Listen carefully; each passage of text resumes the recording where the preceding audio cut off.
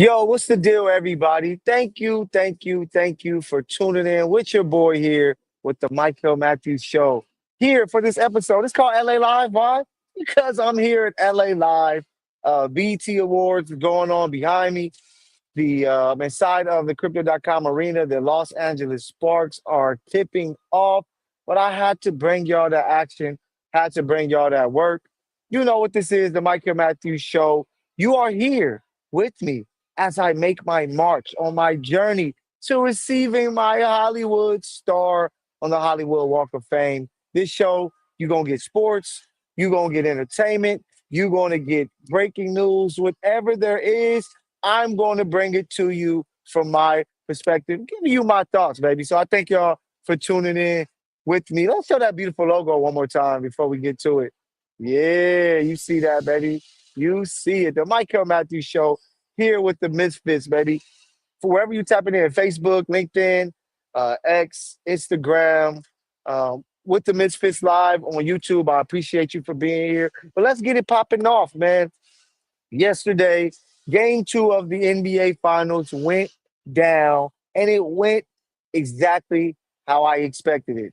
If you go listen to me a few days ago, last week, last Thursday, I told you on the Sporting Tribune live show, hey, I know that the Thunder lost game one. Shout out to Tyrese Halliburton for doing what he did, making a big time shot to win that game.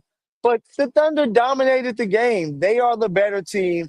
Once they figure it out, they are going to smack up the Pacers. And we saw it in game two. They blew them out, controlled that game from the jump. Great defense. The offense led by MVP, SGA, 34, 8, and 5. He breaks yet another record, putting his name at the top when it comes to the first two final games. He surpasses Allen Iverson, who had 71, with 72 total, man. So shout out to SGA. The guy continued to hoop, to continue to do his thing. Kids, the midi is important. He is one of the mid gods, and he is doing his thing. He's a student of Michael Jordan. He's a student of Kobe Bryant. And now he is running the league, and this is how you do it. Get to that midi. It's tough to defend. He has a nice step back. He gets defenders off balance. He is doing his part in helping his team win. Like I said, they should have won game one, but they let it get away. But they take care of business and win game two. 34, 8, and 5 once again from him. But it wasn't just him. It was an all-around total BTA performance from the Thunder. 19, 5, and 5 from Jay Will, 15 and 6 rebounds from Chet, but that wasn't it. You got a big performance from the former champion with the Los Angeles Lakers. Alex Caruso chipped in with 20 points. And then that wasn't it. You had Aaron Wiggins with 18 points off the bench. Both of those guys scored more points than the highest total for the Pacers. So you know that they won this game, controlling it from the jump, looking like the team that we expected to dominate in game one, but it didn't happen. But, you know, Tyrese Halliburton, he had his struggles, only 17 points, 6 assists. Nobody else really stepped up. They did have 7 guys in double figures, but nobody scored above 17 points, and that's going to hurt you against a team like the Oklahoma City Thunder. But for the Pacer fans, there's no reason to put your head down, no reason to say you're in trouble. You did your part. You went out, stole a game from Oklahoma City in Oklahoma City, which a lot of people didn't expect to see it happen, but they did exactly that, picking up a win in game one. So game two was just one of those games that was like, hey, it's a toss-up on what can happen. Like for them, if they would have won game two, hey, we're really good. We were up 2-0, going back home where we've been tough all postseason long. But going back down, going back 1-1, it's not bad. They're okay. Game three is probably going to be the biggest game of the series because if the Pacers can come out and win that game, they're right there in this series and they have a true chance to steal a championship from the Thunder. But if the Thunder not only win game three, but if they go in there and smack them up and beat them by 12, 15 plus, it's going to let you know that they're in full control, that they truly figured out the Pacers, that game one was a fluke like we saw in 2001. I see a lot of correlations between what I'm seeing from the Thunder and what we saw from Philly versus that powerful Laker team with Kobe and Shaq. I think the Thunder are clearly the better team and the team that everyone should be choosing going forward to win the championship. But hell, anything can happen in the game of sports. That's why we love it, because truly anything can happen. The Pacers can go mess around and steal both of these games at home before they have to go back to Oklahoma City. So we all have our eyes on it. But I just know, I said it a week ago. Um, Oklahoma City looked like a team of destiny. Shea is rolling over to be probably that next guard figure of the league. He is the MVP. He is probably the best basketball player right now. Him and Jokic is like this, but I give SGA a slight edge because he plays defense. He goes out there and gets stops, man. So the fact that he has a team in a great position to win a championship, they just have to try to win one of these games on the road. Winning two would be great, but winning one on the road is all they need to be in a great, great position to try to win this NBA championship. So game three, very important game. I expect OKC to take care of business. I like what they got going. Well, coach, they got 5, 6 guys that can hit you for 15 plus. Then they got the wild card. Like, there's not really anybody on the Pacers. Maybe Siakam, but he's so up and down where Shea is going to give you a for sure 28 plus a game, and that helps you. They feel some type of way after letting go of game one. So I know that they're going to try to come out in game three and prove to everybody that, hey, that was a fluke game and we're going to win it. But what a game for OKC. They pick up the win. I expected it. They did their thing. So shout out to OKC. Let's see what happened in game three. WNBA, it is a full go. If you haven't tapped in yet, go and tap in, check out a game. Like I said, I am sitting outside of the crypto.com arena right now. The Sparks are in there playing against the Valkyries. I'm going to be in there very soon, but I have to come talk to my people. I had to tap in with you guys, but they're playing up against the Valkyries. Last time the Valkyries were here, they were able to get the Sparks. They gave them a nice little whooping, but the Sparks are healthy. Rakia Jackson is back after being concussed and taking some time off. She had a solid game on Friday night in her return game, scoring 10 points and playing some great, great defense. I just think this team, they're trying to figure out roles, man. This is their they had a week of practice. A lot of these players are new to the team. It's a brand new coach. They are trying to get themselves right and figure out, how do we want to play? Before we even run off some wins, how do we want to play? And they're slowly trying to figure it out. It started so tonight. They trail 17-8 right now. Dearica Hamby leading the way with 5 points, 2 points from Rakia, a point and a rebound and assist for Azare Stevens. But let's see if the Sparks, they need a game like this tonight to get some confidence rolling, to try to make it 2 straight. But I like what they're doing. And, let's see if they can figure it out. They sit at 3-6. They're a half game behind the Valkyries. You just want to get in that 8, man. The Sparks haven't made the playoffs in 2020. They want to get into that 8. But I'm looking for Rakia Jackson to kind of have a surge and do a little more offensively as she gets back from this concussion, because the Sparks need her. The Sparks need 3 players. Whenever they have 3 players that can score 15 to 17 plus, they either win the game or it's a close, close game where they have a chance to win. Now it's 17-10, 7 points for Dearica Hamby. So it's going to be something to keep your eye on for you WNBA fans. Like I said, if you're not watching WNBA basketball, what are you waiting for? It is good hoop. The ladies do their thing. They play a game that's very, it's all about fundamentals, because they're not jumping out the building like the guys and things like that where you can be an athlete. All fundamentals, good basketball. Tap in if you haven't. But the Sparks are playing right now. I'm going to be in there in a minute. But they're right now in the trail 17-10 in the first quarter. To take you to the NFL, not a lot for you today. I got to go on there and tap in, show love to the ladies. So not a lot for you today. But with the NFL, take you from the hardwood to the gridiron. Aaron Rodgers signs with the Steelers. And I'm going to say it right now, I've been a big fan of Aaron Rodgers with his journey with the Green Bay Packers. My brother is a big Packer fan, so he's always been talking smack about Favre, Rodgers, and how great Rodgers is. And, I had to quietly, on the low agree. Like, that guy was otherworldly at his peak. I even called Patrick Mahomes before he was a starter for the Chiefs.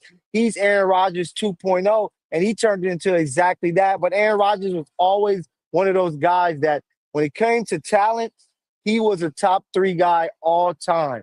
But we talking about Aaron Rodgers right now. That dude is done. He is washed.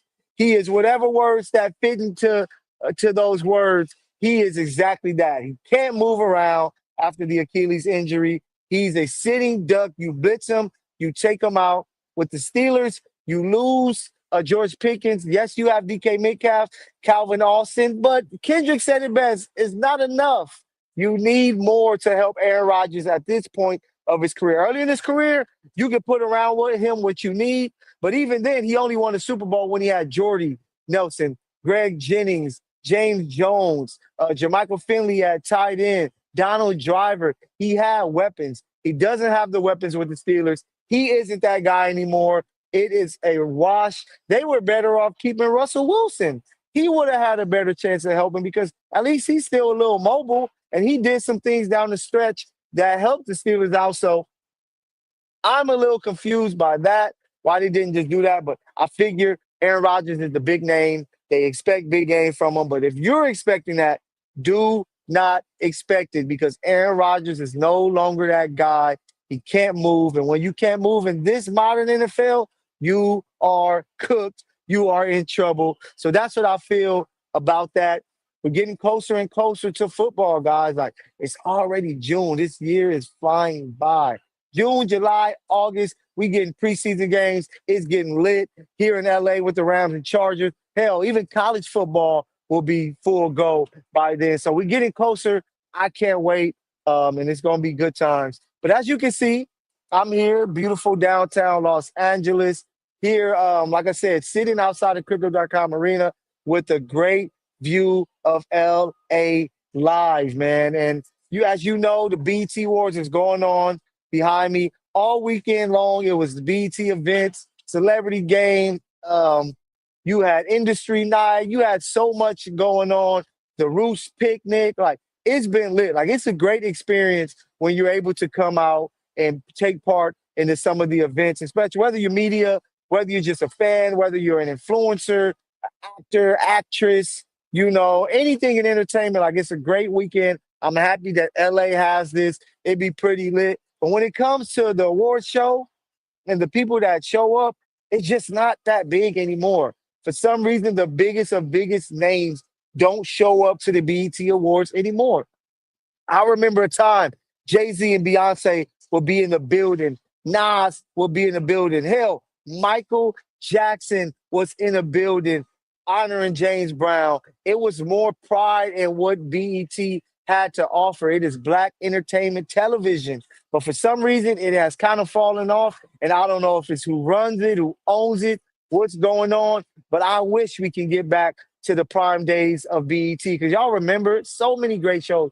Rap City, 106 in Park, a lot of greatness came from BET, but now you don't get that anymore.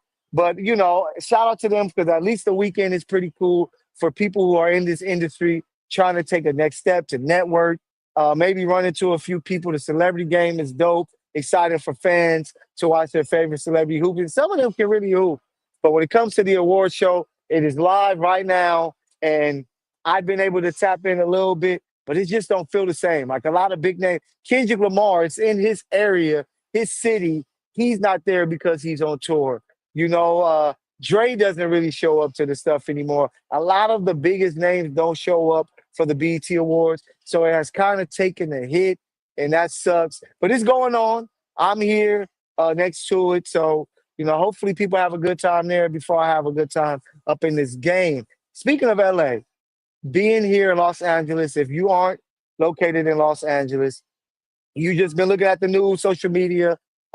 Protest is going on. The anti-ICE protest is going on, and it's really real, man. It's very, very crazy here in LA. It's crazy the fact that you can have the BET Awards going on behind me. Inside the Crypto.com arena, you have basketball being played between the Sparks and the Valkyries, but then there's still protesting going on. And I don't know what the solution is going to come from these protests. As being somebody who protested in 2020 for, Black Lives Matter, the loss of Breonna Taylor and the loss of George Floyd, I just wanted to take part in history and be there. But at the end of the day, I found myself asking myself, like, what is the solution? Like, are we just doing this? Is this just for show and it's going to fade, kind of like what happened with the protests of 2020? Or are we going to actually get solutions that can help what we're mad about, what we're angry about? And that's what I'm wondering when it comes to the anti ICE protests. Like, who are the powers that are at B having sit down conversations with Trump and his administration to say, hey, how do we fix this problem? There are people who, yes, they are immigrants, but they're here working hard. They're educators, they're working at doctors and so forth, trying to be positive to this country, you know, as they dealt with hell in their country and don't want to go back. And some of them can't go back because it could be dangerous for them. So I don't know where this protesting is going to take this cause, but I hope that we can get to something because, you know, most of us, especially in LA, the Hispanic community is a part of us. Black and brown is a part of the community. I know there's people out there, which I call idiots out there, like black people, this don't involve us. We should stay away. No, because in 2020, we had the brown out there supporting us. Yes, we have our differences and be at odds and things like that. But when it comes to feeling true love in LA, it's black and brown together. It's peaceful. It's having fun. It's barbecue. It's carne asada, tacos. Like it's everything together, and that's what we want to see here in LA. That's what we want to see here in this country. It takes black, brown, white, Asian, and whatever you may be, coming together, working together to make this country great, man. And I know people are out there flying their flags around and want people to see it. But I don't think it's time for that. It's time for you to, hey, you want to be in America? Grab that American flag and let them know we are American too. You know what I'm saying? Y'all out here putting in work. They're taxing you, taking money from you from your jobs. You are an American too. So go out there, get your American flag, and let them see images of like, look at this same flag that y'all hold up and y'all love and say this what makes y'all special. We can hold that up too because we are American. Y'all tax us. We live here. This belongs to us just as much as it does to you. And before we go, um, I gotta talk Carter Six. Being a big Lil Wayne fan, very underwhelming album. I expected him to push himself, and he's kind of sticking to the same things, the same type of flows. Yes, this is some dope bars in there, but it's not good music. He's not. I don't know. This is why in music you can't have yes men around you. You need to have people that's gonna listen and tell you, hey man, like Charlamagne said, hey man, dog, this ain't it. And somebody should have told Lil Wayne, this is not it.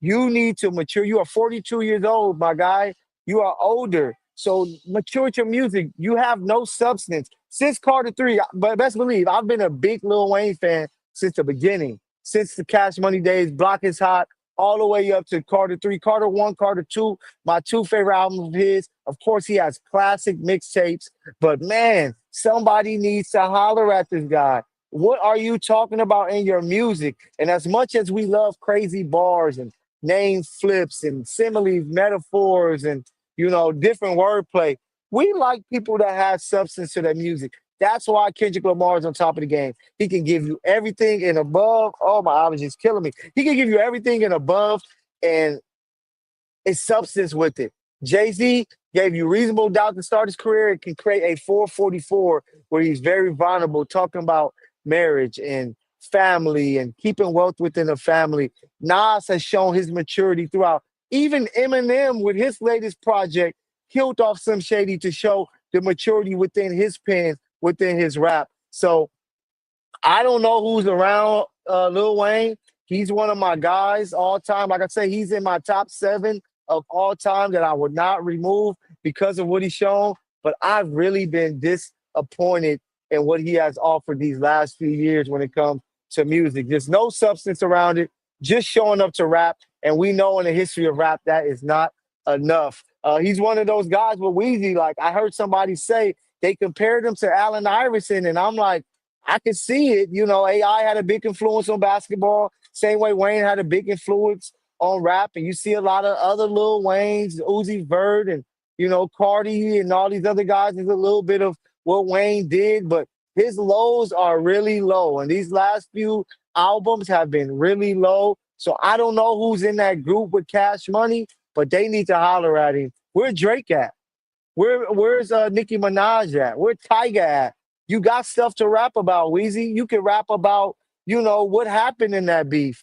Being a big homie to Kendrick and Drake. What's going on with your relationship with Drake and Nicki Minaj? What's going on with you as a 42-year-old man? How has life changed from you? And I know years ago Wayne said in the interview, hey, I don't really be tapped in. I just do my own thing. You need to be tapped in because there's a lot in this world, and being tapped in can help with your music. So I'm hoping to see that, hoping that Wayne can take this hate that he's receiving and change it into some greatness. I know he's going on tour. I don't know how that's going to go. He sold out Madison Square Garden. Kudos to him. But he's a legend in the game. People are going to show him love, and as they should do it. My final thing I'm going to talk about, what I've been loving seeing online because I got hit with the prank as well. But it's some good night pranks from Black Man, bro. Like it's been so hilarious.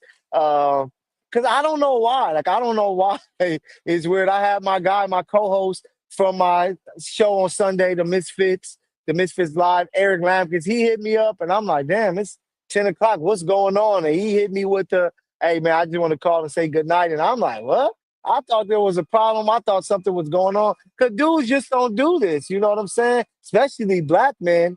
So to see these videos is so hilarious how people are reacting to it. Cause us black men, man, like we very prideful, very tough, cause that's how we were raised. But it's just something like it's so weird to hear your homie call and say, hey man, I'm about to call in the night. And I just want to say good night to you and have a good night. It's very funny. Keep them going. Shout out to Big Boy. He had some dope ones. He called a few of his rapper friends. He called Top Dog.